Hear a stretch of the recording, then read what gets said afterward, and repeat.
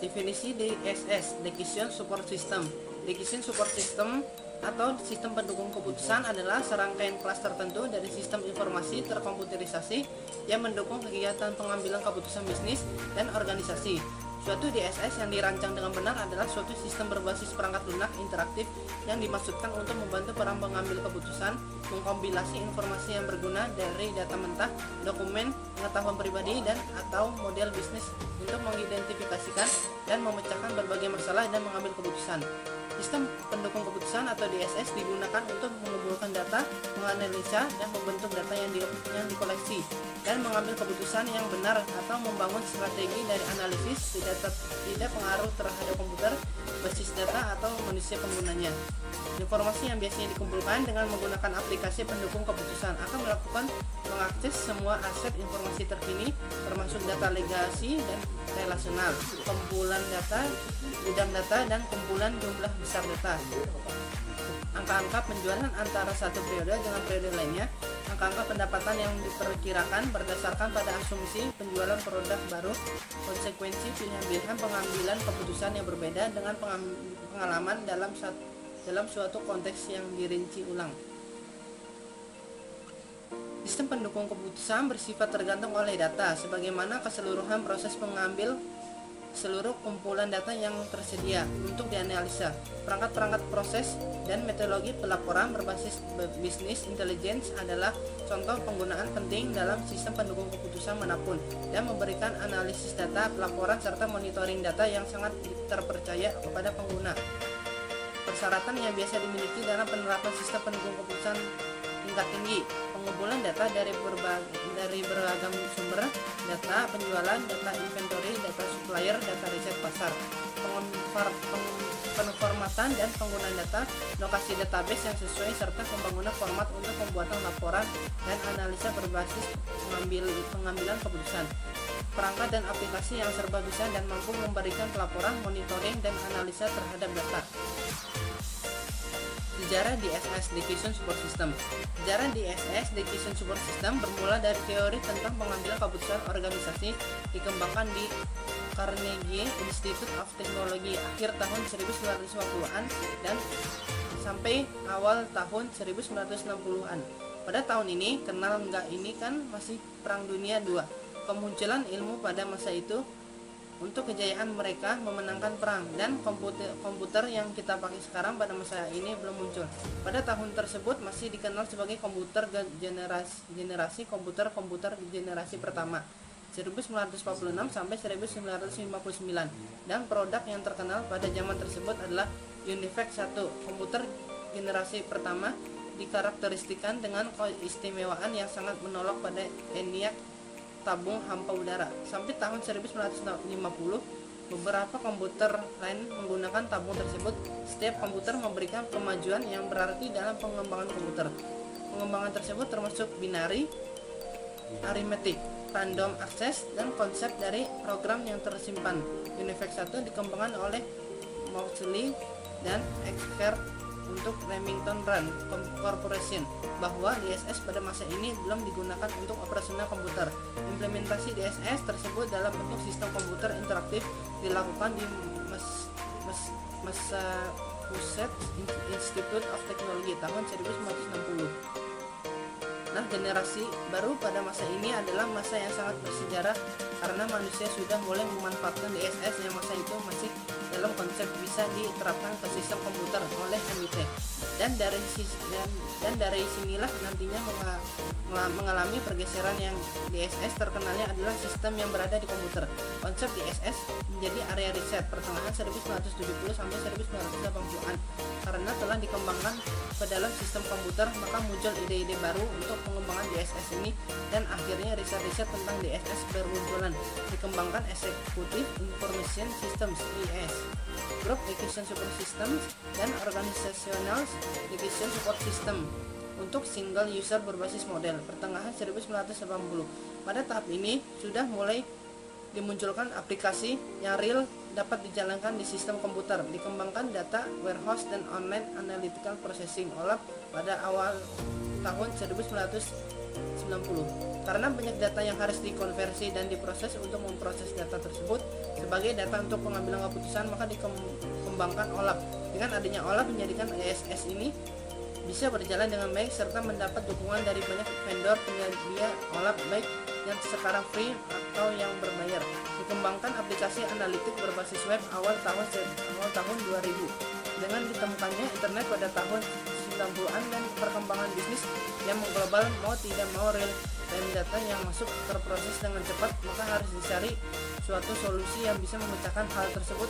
Maka munculnya DSS yang bersifat online.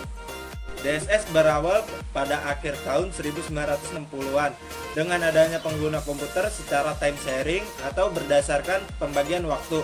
Pada mulanya seseorang dapat berinteraksi langsung dengan komputer tanpa harus melalui spesialis informasi. Time sharing membuka peluang baru dengan pengguna komputer. Tidak sampai tahun 1971 ditemukan istilah DSS menurut G. Anthony Gorey dan Michael S. Scott Martin yang keduanya profesor MIT bersama-sama menulis artikel dalam jurnal yang berjudul A Framework for Management Information System. Mereka merasakan perlunya ada kerangka untuk menyalurkan aplikasi komputer terhadap pembuatan keputusan manajemen. Gorey dan Scott Martin mendasarkan kerangka kerjaannya pada jenis keputusan menurut Simon dan tingkat manajemen dari Robert Anthony menggunakan istilah strategi, planning, management, control, dan operational control. Perkembangan DSS, Decision Support System. Secara umum, sistem informasi merupakan suatu kumpulan dan komponen-komponen dalam perusahaan dan organisasi yang berhubungan dengan proses penciptaan dan pengaliran informasi. Jogianto pada tahun 2001 menyatakan bahwa sistem informasi adalah sekumpulan hardware, software, brainware, prosedur, dan aturan yang diorganisasikan untuk mengolah data menjadi informasi yang bermanfaat guna memecahkan masalah dan pengambilan keputusan.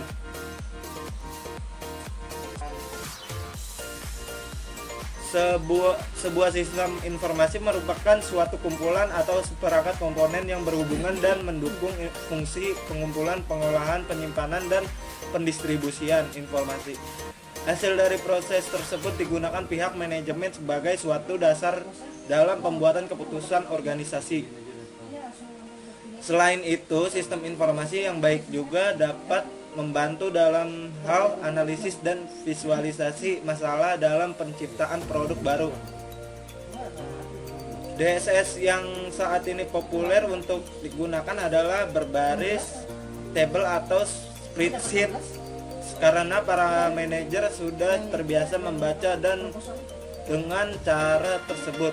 Tabel inilah yang menjadi media manajer dalam mengutak-atik atau mengganti dan merubah variabel yang ada, di mana hasilnya akan ditampilkan dalam format grafik yang telah dijelaskan sebelumnya.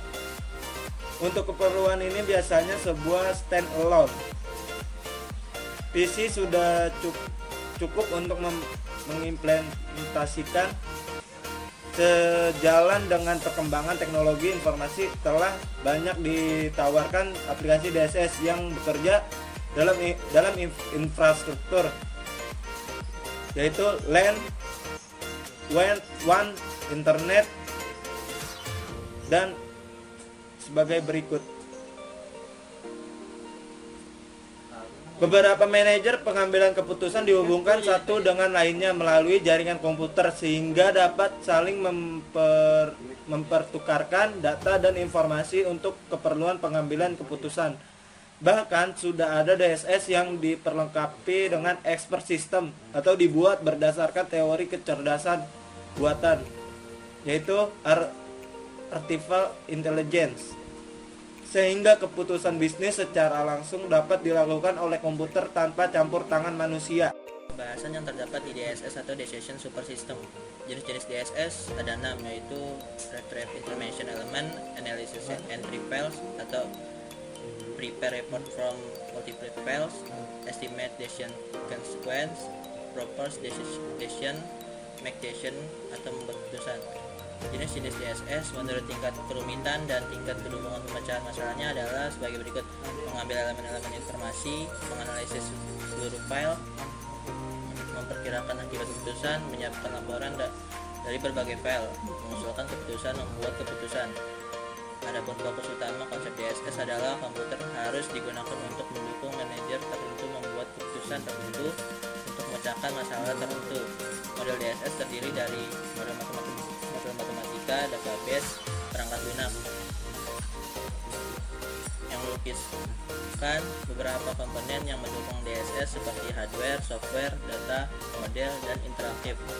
Para pemakainya menurut Herbert Asiman, keputusan berada pada suatu rangkaian kesatuan dengan keputusan terprogram pada satu ujungnya dan keputusan tak terprogram pada ujung lainnya. Keputusan terprogram yaitu bersifat berulang dan rutin sedemikian sehingga suatu prosedur pasti telah dibuat untuk menanganinya, sehingga keputusan tersebut tidak perlu de novo atau sebagai sesuatu yang baru tiap kali terjadi. Keputusan tidak terprogram yaitu bersifat baru, tidak terstruktur, dan jarang konsekuen. Tidak ada metode yang pasti untuk menangani masalah ini, belum pernah ada sebelumnya, atau karena sifat dan struktur persisnya tak terlihat atau rumit, atau karena begitu pentingnya sehingga memerlukan perlakuan yang sangat khusus. Komponen DSS secara garis besar, DSS dibangun oleh 3 komponen: database, model database, software system.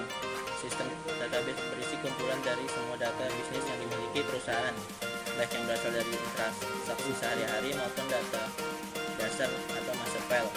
Untuk keperluan DSS diperlukan data yang relevan dengan permasalahan yang hendak dipecahkan melalui simulasi.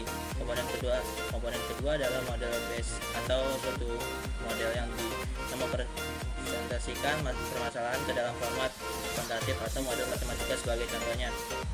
Sebagai dasar simulasi atau pengambilan keputusan, termasuk di dalamnya tujuan dari permasalahan atau objektif, komponen-komponen terkait, batasan-batasan yang ada atau constraints, dan hal-hal terkait lainnya. Kedua komponen tersebut untuk selanjutnya disatukan dalam komponen ketiga atau software system.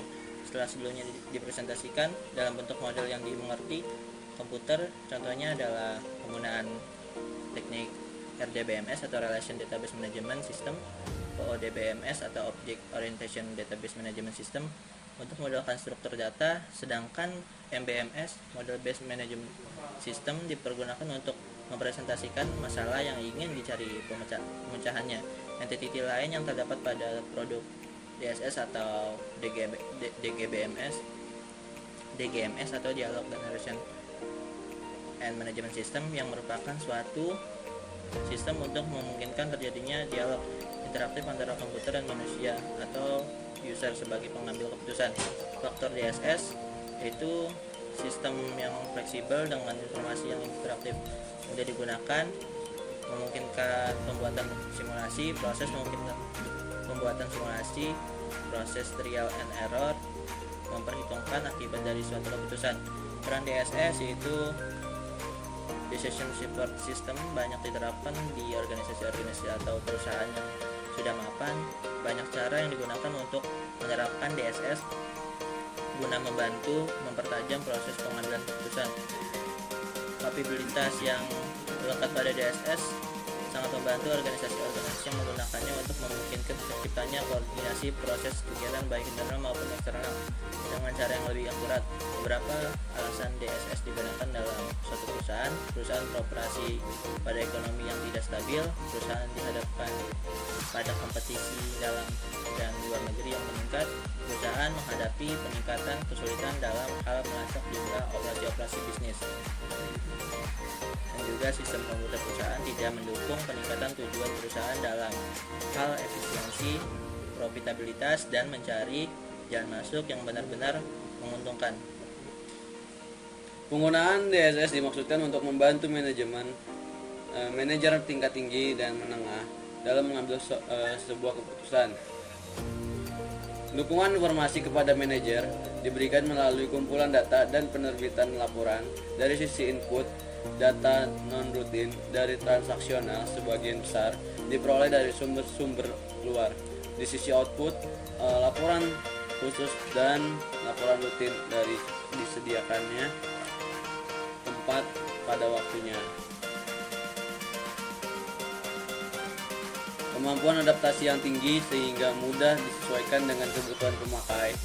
Komputer saat ini merupakan salah satu business partner yang paling dekat dengan fungsi marketing dan menjadi bagian integral fungsi tersebut.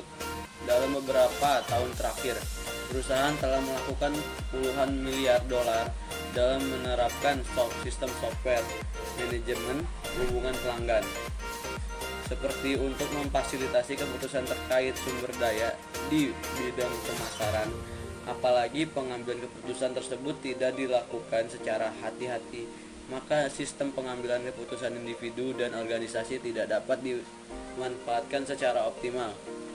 Situasi ini menyebabkan banyak peluang untuk penelitian mengenai kegunaan DSS di suatu perusahaan. Tujuan DSS yang pertama, membantu manajer membuat keputusan untuk memecahkan masalah.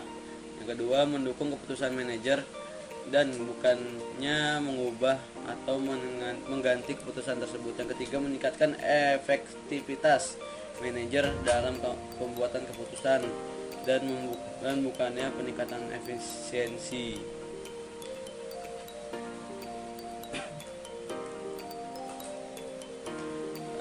DSS tidak dimaksud untuk menggantikan manajer komputer. Dapat diterapkan pada bagian masalah yang terstruktur, tetapi manajer bertanggung jawab atas bagian yang tidak terstruktur, merupakan penilaian atau intuisi dan melakukan analisis. Manajer dan komputer bekerja sama sebagai tim pemecah masalah dalam memecahkan masalah yang berbeda di area semi terstruktur yang luas. Tujuan dari DSS bukannya untuk membuat proses pengambilan keputusan seefisien mungkin.